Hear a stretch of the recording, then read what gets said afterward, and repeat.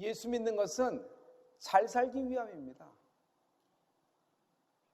근데 잘 살다는 것의 정의가 뭐죠?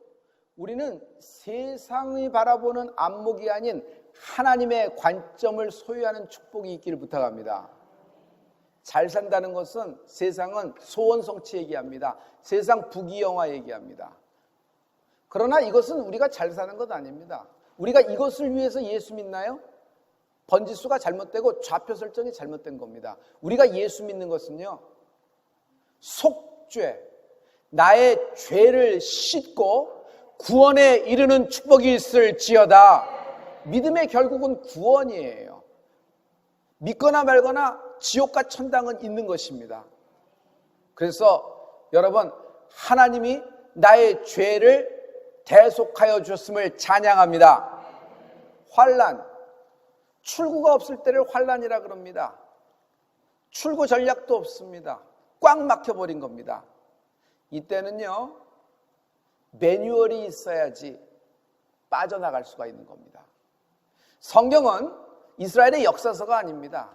성경은 이스라엘에서 일어났던 해프닝을 적어놓은 것이 아닙니다. 하나님의 말씀은요, 매뉴얼입니다. 지금 동시대, 이 시대를 2020년을 살고 있는 온 인류에게 하나님은 우리에게 이 말씀대로 하면은 빠져나간다. 지금 사망의 음침한 골짜기를 지날지라도 해를 두려워하지 않을 것은 하나님은 반드시 말씀을 따라가는 자에게 푸른 초장으로 판을 바꿔주시는 분이십니다. 첫째, 새롭게 시작하려면 과거와 단절하라. 여기서 말하는 과거가 뭘까요? 죄입니다.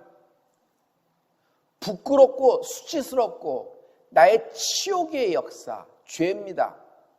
죄는요, 수십 년이 지나도 시퍼렇게 살아있는 것이 죄입니다.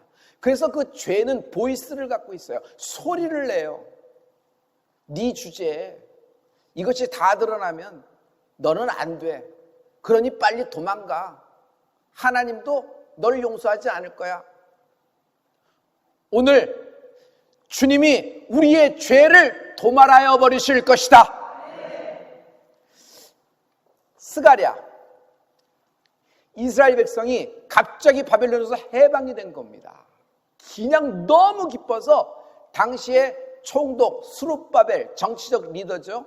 그리고 하나님은 대제사장 여호수아를 짝을 맞춰서 이스라엘 백성들을 귀환하게 합니다. 너희들은 옛날의 예루살렘으로 가 성전을 다시 재건하고 건축하라는 명령과 함께 옵니다.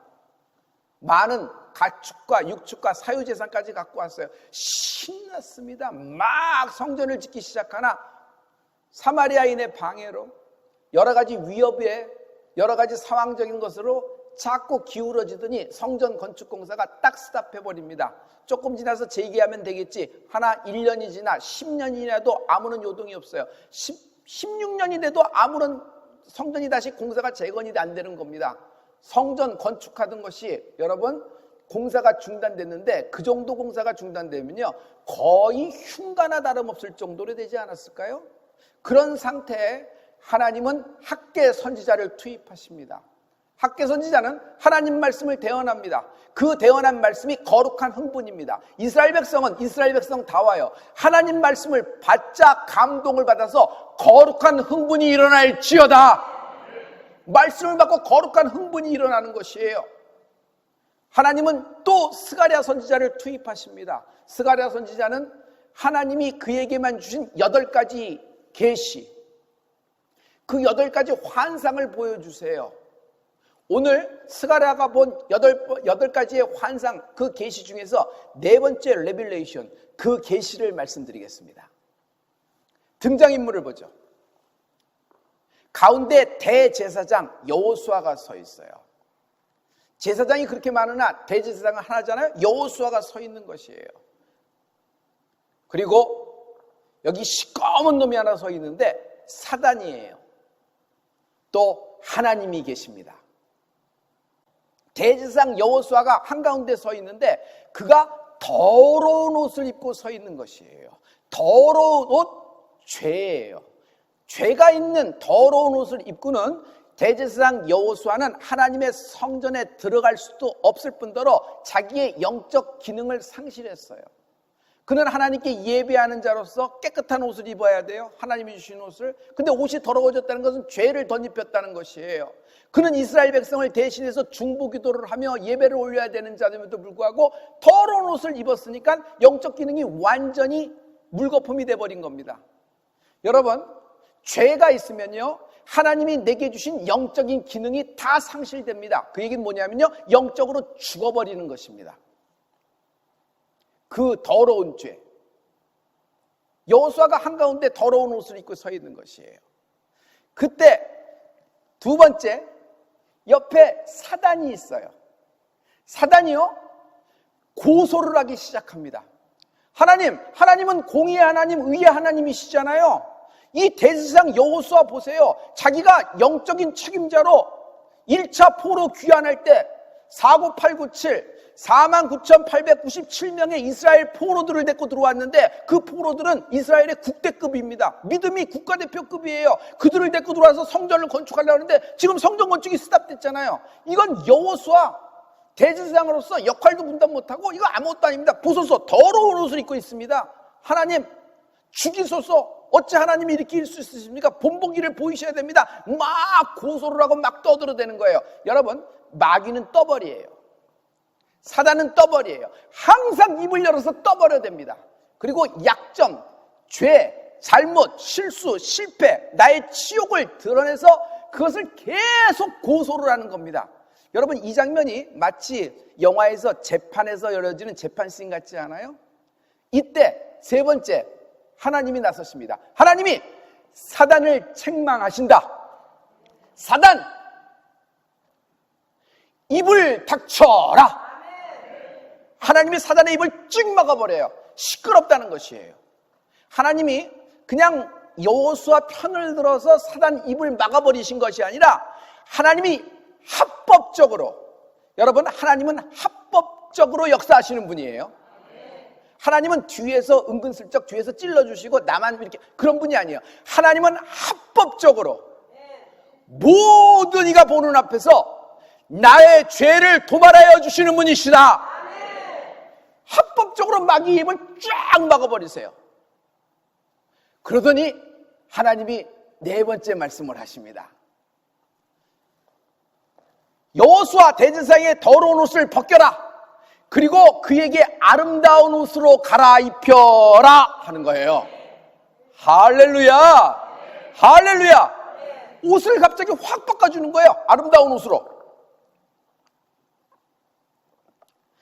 옷을, 더러운 옷을 벗겼다는 것은 죄를 벗겨버리셨다는 것이에요.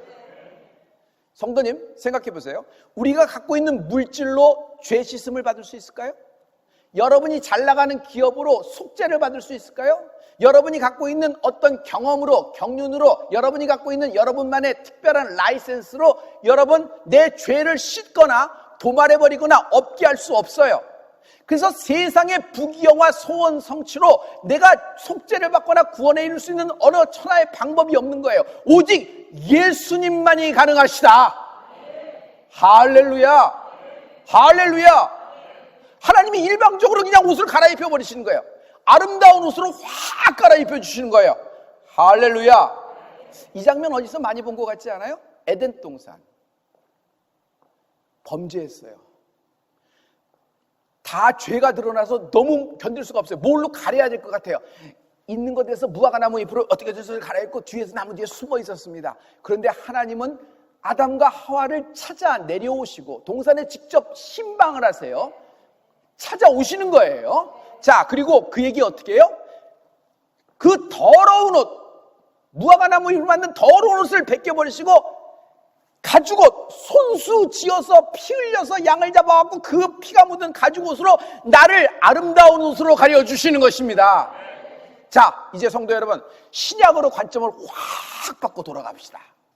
누가복음 15장 22절과 23절에 또 좋은 옷 이야기가 나와요. 다 같이 아버지는 종들에게 이르되 제일 좋은 옷을 내어다가 입히고 손에 가락지를 끼우고 발에 신을 신기라. 그리고 살진 송아지를 끌어다가 잡으라. 우리가 먹고 즐기자.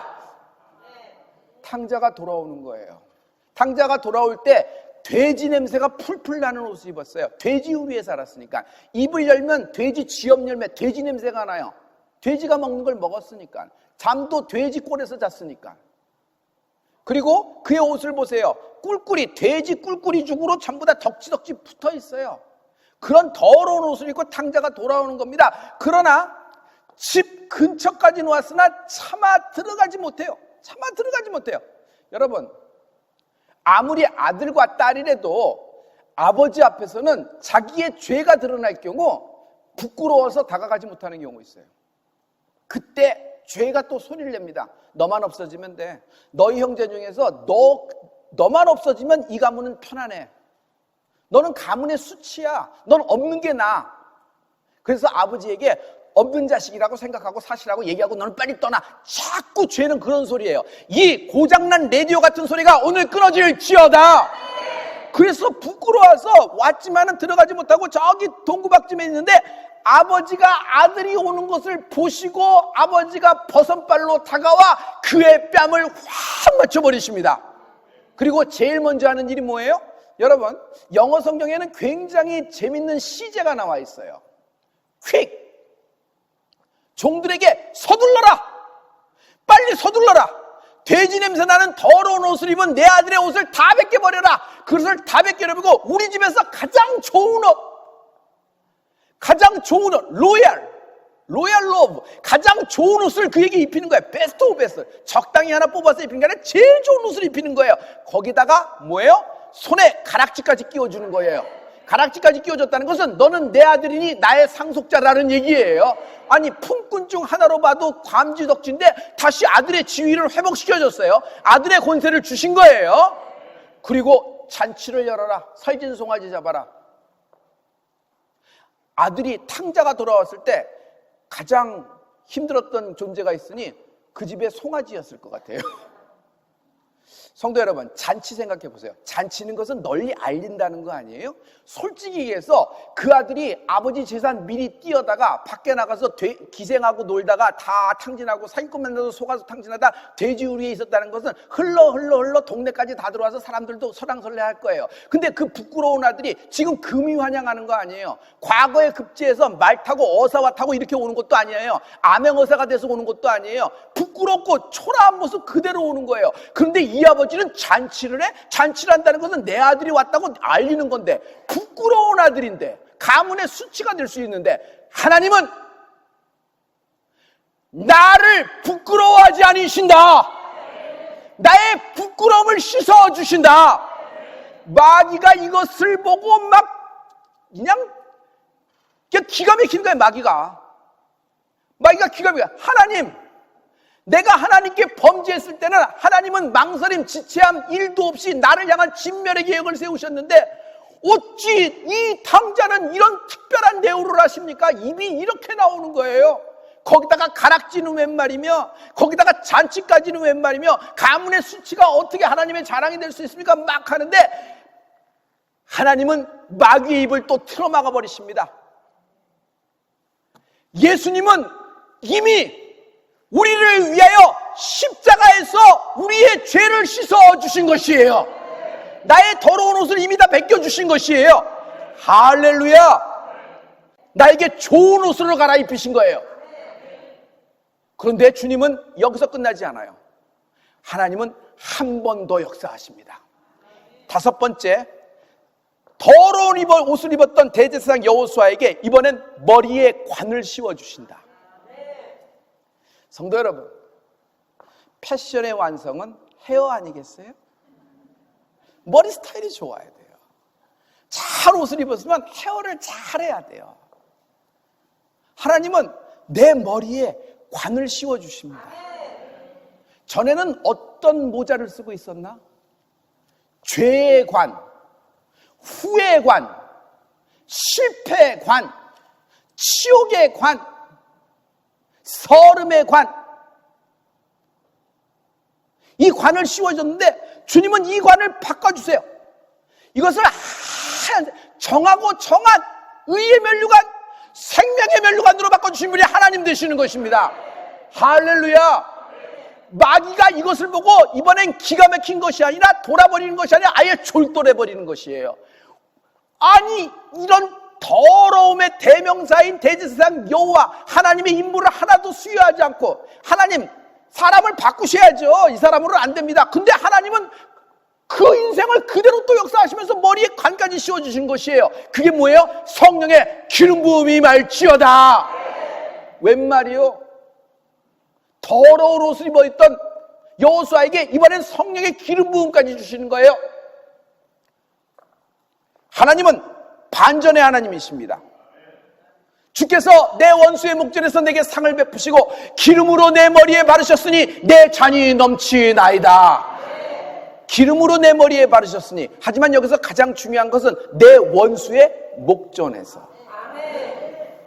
하나님은 뒤에서 많은 사람이 보고 있으니까 이거 이렇게 하면, 내가 이렇게 되면 또 내 자리가 또 이렇게 불편하잖아. 그러니까 이것도 몰래 또 하니까 너만 이렇게 주는 거야. 뒤에서 이렇게 슬쩍 쑤셔주고 뒤에서 좀 찔러주고 이런 분이 아니에요.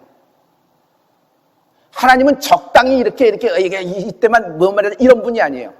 나를요 공식적으로 적법한 절차에 의해서 하나님은 나의 신분과 나의 인생을 신원시키신 분이에요. 그게 뭐예요? 원수가 보고 있는 앞에서, 마귀가 보는 앞에서 십자가에서 다 이루신 분을 찬양합니다. 할렐루야. 여러분의 지긋지긋한 원수의 목전에서 하나님은 당신의 머리에 기름을 바르실 것입니다. 여러분의 인생이 잔이 차고 넘치리라. 선하신가 인자하심이 나를 떠니 내가 영원히 여호와의 집에 거하는 은혜가 있을지어다. 할렐루야. 둘째, 하나님은 한 번 택함받은 인생은 버리지 않으신다. 기회를 주실 것이다. 인간은 인간을 못 받아줘요.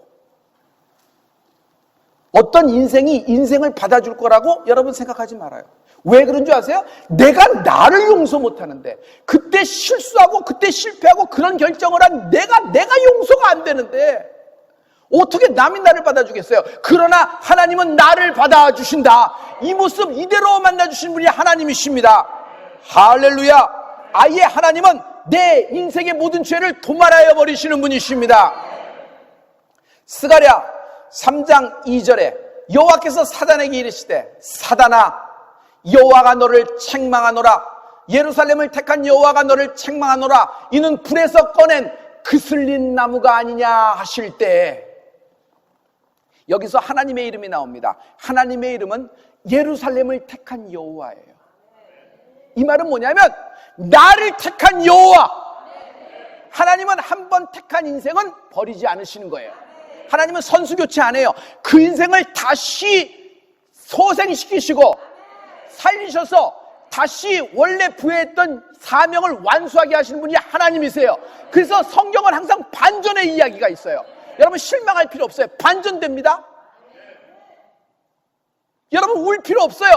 감사해야 됩니다. 왜? 하나님이 당신의 인생을 죄를 벗어버리게 하시고 화관을 씌워주실 거예요. 할렐루야. 하나님은 특별히 대제사장 여호수아만 이뻐서 그런 것이 아니에요. 하나님은 이스라엘 전체, 아니 하나님은 오늘 예수 믿는 우리들을 불덩이 속에서, 온 인류를 불덩이 속에서 십자가에서 주님이 직접 들어오셔서 불 가운데서 우리를 건지신 것입니다. 이것이 십자가의 역사예요. 그래서 나는 불에 그슬린 나무예요. 불에 그슬린 나무. 온갖 끓음, 온갖 더러움 이런 것이 붙어 있어요. 아직도 불에 그 스모크한 냄새가 계속 나요. 그런데 하나님은 나의 이 더러운 옷을 완전히 아름다운 옷으로 벗겨주신 것이에요. 할렐루야. 할렐루야. 하나님이 왜 불덩이 속에서 나를 끄집어내셨는 줄 알아요? 다시 나를 사용하시기 위해서다. 하나님은 나를 다시 사용하시고자 나의 영적 기능을 회복시켜 주십니다. 대제사장 여호수아에게 다시 영적 기능을 회복시키는 거예요. 잘 보세요. 이제 갑자기 다시 한번 신약으로 확 뛰어넘어가 봐요. 마귀가 예수님을 시험할 때 예수님을 대고 갑자기 붕 솟아 높은 곳으로 갑니다. 높은 산에 딱 올라가서 내려다보게 합니다. 천하 만국이 보이지 않나? 천하 백성이 보이지 않나? 내게 절해. 그러면 이 천하 영광을 너에게 주리라. 그런데 마귀가 여기서 굉장히 자기가 갖고 있는 권세를 이렇게 설명하고 있어요. 가로되 이 모든 권세와 그 영광을 내가 내게 주리라. 이것은 내게 넘겨준 것이므로 나의 원하는 자에게 주노라. 내가 갖고 있는 권세가 천하 영광이라는 권세야. 근데 이것은 넘겨준 권세라는 것이에요. 원래 내 것이 아니라는 거예요. 내가 넘겨받은 권세라는 것이에요. 여러분, 넘겨준 권세, 넘겨받은 권세, 하나님이 마귀에게 천하 영광 넘겨줬을까? 아니요. 그러실 리가 없죠. 누가 넘겨줬을까? 에덴 동산에서 아담이 범죄함으로 더러운 무한한 포로집을 말미암아 여러분 넘겨준 거예요. 원래 하나님은 아담과 하와에게 어떤 축복을 주셨어요? 땅을 정복하라. 아멘. 네. 땅을 다스리라. 네. 땅에 충만하라. 네. 그래서 그런지 한국 사람은 땅만 보면 아주 환장하잖아요. 그러니까 이게 땅에 대한 축복을 주신 것이에요. 그런데 우리가 범죄함으로 말미암아 영적인 법칙이 있어요. 진자는 이긴 자의 종이라. 마귀에게 졌으니 죄에 묶여버린 거예요. 그래서 우리에게 주셨던 모든 하나님의 권세, 하나님의 그 권세를 마귀에게 다 빼앗겨 버렸어요. 그래서 넘겨준 권세라는 것이에요. 넘겨준 권세. 근데 하나님은 이 권세를 다시 우리에게 회복시켜 주신다. 할렐루야. 할렐루야. 여기에 하나님은 한술 더 뜨십니다. 하나님이 어떤 회복을 명령하셨을 때는, 하나님이 여러분을 소생케 하셨을 때는 딱 맞춰서 그 원한 대로 그것만 하시는 분이 아니에요. 하나님은요, 나에게 갚으시거나 회복시키거나 나를 다시 소생시키실 때는요 30배, 60배, 100배로 채워주시는 분이 하나님이에요. 누르고 흔들어 넘치도록 베풀어 주신 분이 하나님이시란 말이에요. 할렐루야. 할렐루야. 여기 누가복음에 보면은 그 권세가 났습니다. 누가복음 10장 19절과 20절에 보면요, 하나의 권세를 하나님이 더 주십니다. 다 같이 내가 너희에게 뱀과 전갈을 밟으며 원수의 모든 능력을 제어할 권세를 주었으니 너희를 해할 자가 결단코 없으리라. 그러나 귀신들이 너희에게 항복하는 것으로 기뻐하지 말고 너의 이름이 하늘에 기록된 것으로 기뻐하라 하시니라. 아멘. 아멘. 마귀가, 사단이 그렇게 떠들 때 너는 뱀과 정갈 같은 마귀를, 사단을, 더러운 악한 존재들을 발로 밟는 내가 있을지어다. 너희에게 또 권세를 주니 제어할 권세를 주신다는 것이에요. 제어할 권세. 제어할 권세. 할렐루야. 원수를 제어할 권세, 질병을 제어할 권세, 가난을 제어할 권세, 내 인생의 지긋지긋한 저주를 제어할 권세, 모든 고장난 라디오처럼 내면에서 상처, 죄가 소리치는 것을 부숴버릴 권세를 하나님이 내게 주셨다. 할렐루야. 그리고 나의 이름이 하늘나라 생명책에 기록되어진 권세를 주신 것이다. 성도님, 더러운 옷을 입은 사람은 생명책에 기록될 수가 없어요. 그런데 하나님은 내 더러운 옷을 일방적으로, 합법적으로 원수의 목전에서 십자가에서 이루어 주신 것입니다. 내 죄를 다 도말하시고 나를 하늘나라 생명책에 내 이름을 기록하시고 기억하시고 갚아 주실 것이다.